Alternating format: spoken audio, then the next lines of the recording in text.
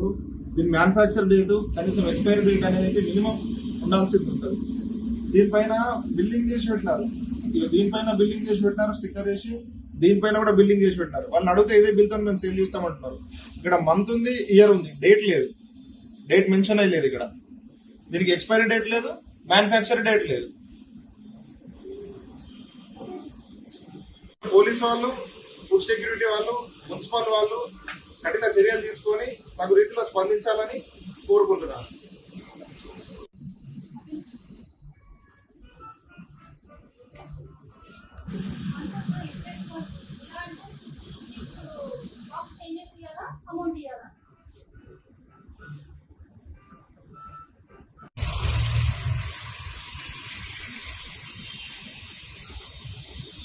చూశారు కదా ఇతను ఏం మాట్లాడాడు అంటే దీంట్లో ఎక్స్పైరీ డేట్ లేదు, ఇది అంతా కొంచెం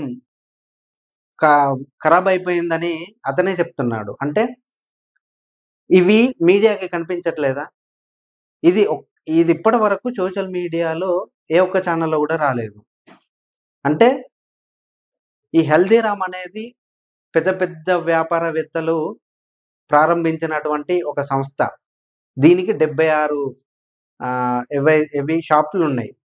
పూణేలో, మహారాష్ట్రలో, ఢిల్లీలో ఎక్కడ పడితే అక్కడ ఓపెన్ చేశారు. అందుకే దీని జోలికి వెళ్ళట్లేదు. ఎందుకంటే మళ్ళీ పెద్దవాళ్ళతో పెట్టుకుంటే ఏమైపోతుందో అనే భయం ఒకటి. సో ఇప్పుడు నేనేమంటున్నాను అంటే, మీకు ప్రశ్నించే గొంతుగా ఉన్నప్పుడు, లేకుంటే మీరు ఎవరికి భయపడను అనే తెలిసినప్పుడు ఇలాంటి దగ్గరికి వెళ్ళి మీరు ప్రశ్నించాలి. అవి ఎక్కడ తయారవుతున్నాయి, ఎలా తయారవుతున్నాయి, మీరు ఎక్స్పైరీ డేట్ లేనిది ఎట్లా అమ్ముతున్నారని బాలాజీ గౌడ్కు నేను బలంగా అడుగుతున్నాయనని. నీకు దమ్ముంటే ఇక్కడికి హల్దీరామ్ అత్తాపూర్లో ఉండేటువంటి హల్దీరామ్ స్వీట్ షాప్కి వెళ్ళి నువ్వు అడుగు దీని గురించి. ఇంకా నిద్రపోయినట్టున్నాడు, లేవనట్టున్నాడు దీని గురించి మాట్లాడాలంటే. లేకుంటే భయపడి దాక్కున్నట్టున్నాడు లోపల. ఇది కనిపించలేకపోవచ్చు అతనికి. సరే నీకు కావాల్సింది ఫేమే, నువ్వు హిందువుల పైన కొట్లాడుతావు. ఇప్పుడు అత్తాపూర్ అంటే ఈ హల్దీరామ్ షాప్కి ఓన్లీ ముస్లింలే వెళ్తారా, క్రిస్టియన్లే వెళ్తారా, హిందువులు కూడా వెళ్తారు కదా. అలాంటప్పుడు నీకు కనిపించలేదా ఇది? మనం ఏ షాప్కి వెళ్ళినా కూడా, ఏ వ్యాపారం చేసినా కూడా దానికి ఎక్స్పైరీ డేట్ ఖచ్చితంగా ఉండాలి.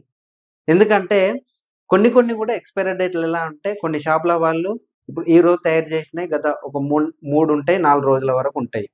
మళ్ళీ దాన్ని ఎక్స్పైరీ డేట్ అనే పేపర్ తీసేసి ఇంకొక పేపర్ యాడ్ చేస్తున్నారు.